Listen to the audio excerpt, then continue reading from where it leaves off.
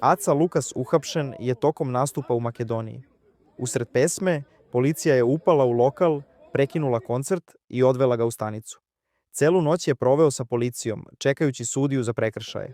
Ostani do kraja da čuješ istinu o tome šta se zaista desilo te noći i zašto Aca razmišlja da nikada više ne peva u Makedoniji. Aca Lukas je nastupao u lokalu u Kavdarcima, Makedonija. Publika je bila u transu, pesme su se smenjivale.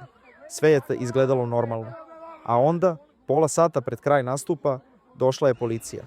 Pola sata pred kraj nastupa došla je policija, prekinula nastup i tražila da ja pođem sa njima u stanicu. Rekao je Aca na Instagramu. Policija je prekinula koncert. Zatražila je da Aca ode sa njima. Ali nije bio uhapšen u klasičnom smislu, išao je svojim autom do stanice. U policijskoj stanici dobio je informaciju koja ga je šokirala. Nastup nije bio regularan, nije bio prijavljen. On je radio na neregularan način. Ali Aca tvrdi da je sve urađeno kako treba. Par dana pre nastupa poslao sam kopiju pasoša, kako to uvek radimo, da bih prijavio nastup. Dakle, prijavljen je, ali možda je inspektor nešto loše uradio.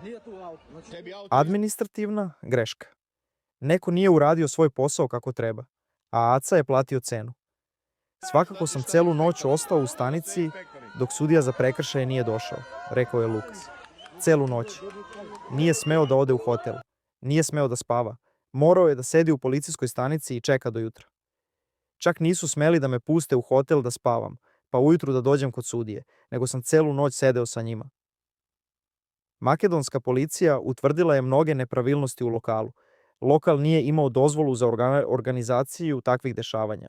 Prekoračio je kapacitet gostiju. Bilo je kršenja zakona. Ali Aca ističe jednu stvar. Policija u Kavdarcima je bila jako korektna. Čak su me izvinjavali. Jedan čovek mi je rekao, da li mogu da vam se izvinim u ime makedonskog naroda? Policajci su znali da Aca nije kriv. Znali su da je ovo administrativna greška, ali pravila su pravila. Ovo nije moj prvi nego 1001. nastup ikada u Makedoniji, rekao je Lukas. Tamo je publika sjajna, ljudi i mnogo volim tamo da pevam. Nikada nisam nikakav eksces napravio u Makedoniji. 1000 nastupa, nikada problema. A sada, zbog tuđe greške, proveo je noć u policijskoj stanici. Aca je rekao da će preispitati mogućnost da do daljnjeg ne nastupa u Makedoniji.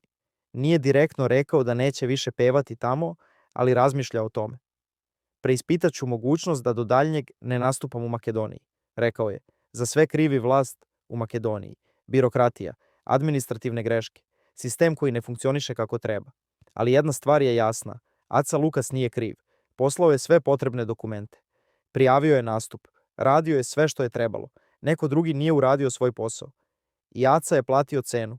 Celu noć u policijskoj stanici. Šta ti misliš? Da li je za Aca trebalo da bude zadržan celu noć zbog administrativne greške? Ostavi komentar ispod. Ako želiš više priča o balkanskim zvezdama koje niko drugi neće da ti ispriča, pritisni subscribe. Novi video uskoro. Hvala što si gledao. Vidimo se u sledećem.